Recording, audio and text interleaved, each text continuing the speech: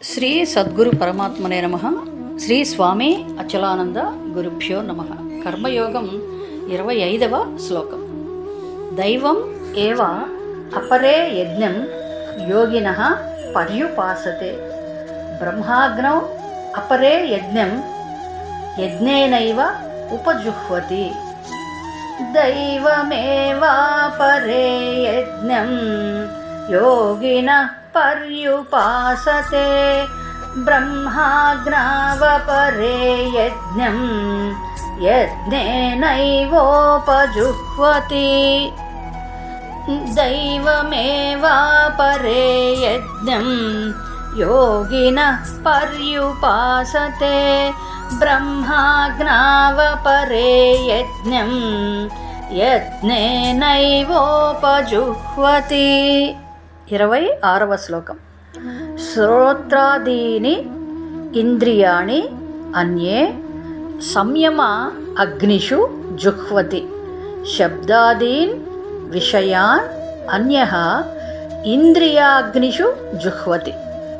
శ్రోత్రాదీనీంద్రియాణ్యన్యే సంయమాగ్నిషు జుహ్వతి.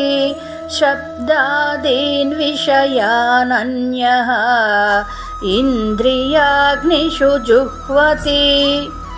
శ్రోత్రాదీనీంద్రియాణ్యన్యే సంయమాగ్నిషు జుహ్వతి. శబ్దాదీన్ విషయాన్యన్యః ఇంద్రియాగ్నిషు జుహ్వతి. 27వ శ్లోకం. సర్వాణి ఇంద్రియ కర్మాణి ప్రాణకర్మాణి చ అపరే ఆత్మ సంయమ యోగాగ్నౌ జుహ్వతి జ్ఞానదీపితే. సర్వాణి ఇంద్రియ కర్మాణి ప్రాణకర్మాణి చ పరే ఆత్మ సంయమ యోగాగ్నౌ జుహ్వతి జ్ఞానదీపితే.